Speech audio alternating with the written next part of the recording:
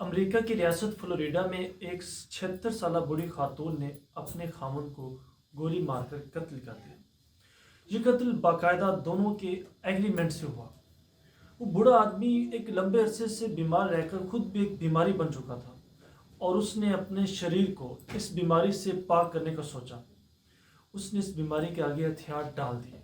اس کی بیماری سے لڑنے کی جو ایک ول تھی، جو ایک انرجی تھی، وہ ختم ہو چکی تھی اور اس کی بوڑھی بیوی بھی اس بیماری سے اکتا چکی تھی۔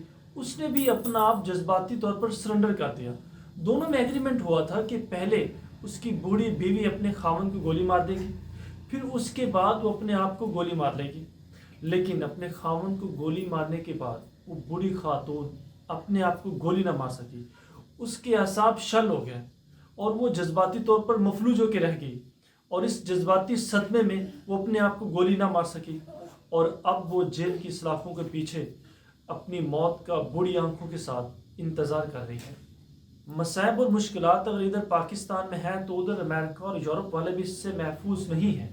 اگر ادھر کے لوگ غربت اور تنگ دستی سے تنگ آ کر خودکشیاں کر رہے ہیں، عمارتوں سے چھلانگیں لگا رہے ہیں، دریاؤں میں ڈوب کر مر رہے ہیں، تو ادھر امریکہ اور یورپ کے باشندوں کے پاس بھی خودکشیاں کرنے کے لیے، جان سے ہاتھ دھونے کے لیے بہت ساری وجوہات ہیں۔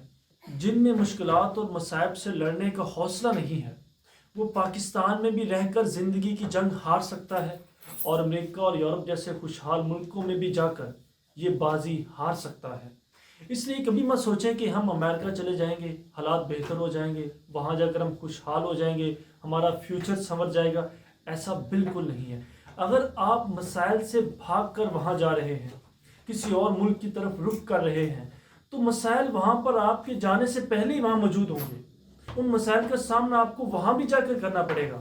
وہاں جب آپ ایئرپورٹ پر اتریں گے تو مسائل اور مشکلات ہی آپ کو ویلکم کریں گے، وہاں پر مصائب ہی آپ کو خوش آمدید اور مرحبا کہیں گے۔ مسائل پہلے ہی وہاں پر موجود ہوں گے۔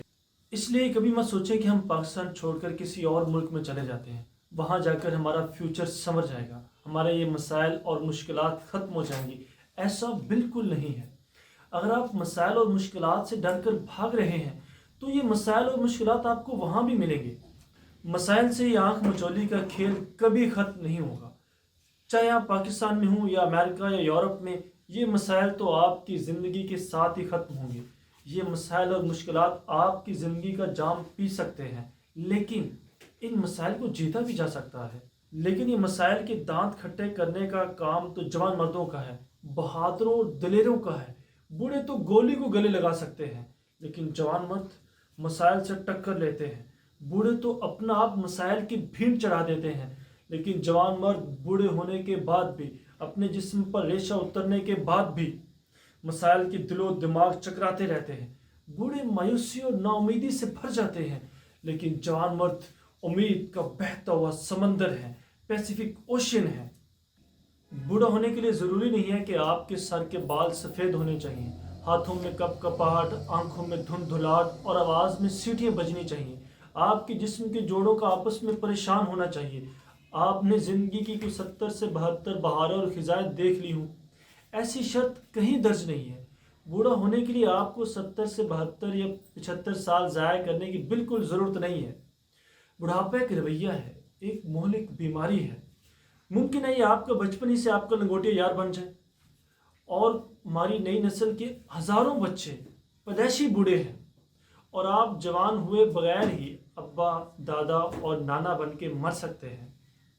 اس کے بالکل برعکس جوانی بھی ایک رویہ ہے، زندگی کے سٹیج پہ محشر اور کربلا برپا کرنے کا، الجھنے کا، نبرد آزما ہونے کا، لڑنے کا، مسائل سے ٹکرانے کا، جی جان جگر سے گزرنے کا، آسمان سے تارے توڑ لانے کا، زندگی کے سٹیج پہ بھگدڑ مچانے کا، سرنڈر نہ کرنے کا، نہ جھکنے کا، نہ ڈرنے کا۔ جوانی کا کوئی دورانیہ نہیں ہے۔ کچھ لوگوں کی ہڈیاں ٹیڑھی میڑھی ہو جاتی ہیں، ان کی کمر کمان کی طرح سیدھی ہو جاتی ہے، اور وہ چلنے پھرنے کے لیے کسی لاٹھی وغیرہ کا محتاج بھی ہو جاتے ہیں، لیکن ان کی باڈیوں میں جوانی کا لہو دوڑ رہا ہوتا ہے۔ بڑھاپا سونا چاندی بن کر ان کی چمڑے میں ڈیرے نہیں ڈالتا۔ اس لیے اب آپ اپنے آپ کو دیکھیں کہ کہیں آپ نے اپنے دماغ کو نا امیدی کے پھیکے پکوان کھلا کھلا کر بوڑھا تو نہیں کر لیا؟ کہیں مسائل اور مشکلات کو دیکھ کر آپ کی ہڈیوں کے جوڑ کھڑکنے تو نہیں لگ جاتے؟ اس لیے مایوسی کی دلدل میں پاؤں مت رکھیں۔ जिंदगी को गुजरने दें, बसर होने दें।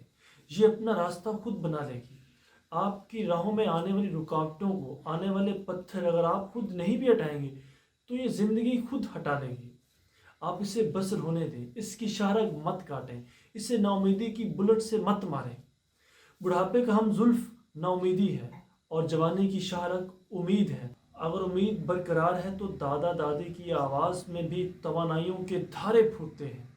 लेकिन अगर उम्मीद का पौधा मुरझाकर सूख गया है तो फिर जिंदगी की फसल बर्बाद होने का अंदेशा है। इसलिए कभी भी मसाइल और मुश्किलात से भागकर, डर कर, मुंह मोड़ कर कहीं और जाने का मत सोचें, क्योंकि आप जहां भी जाएंगे, जितने भी खुशहाल इलाके में चले जाएंगे, मसाइल और मुश्किलात किसी न किसी शक्ल में वहां मौजूद होंगे। इसलिए भागे मत, इनका सामना करें, अपने सारे सोर्स लगा दें, अपनी सारी एनर्जी और पोटेंशियल लगा दें इन मसाइल और मुश्किलात को हल करने पे। इनके सॉल्यूशंस निकालें, इनको टैकल करें, इनसे भागे मत। अगर अगर आप इन मसाइल से डर कर भागेंगे तो ये आपका कहीं भी पीछा नहीं छोड़ेंगे। ये मुसलसल मौत की तरह आपके पीछे लगे रहेंगे और आपको कब्र में उतार कर ही दम लेंगे।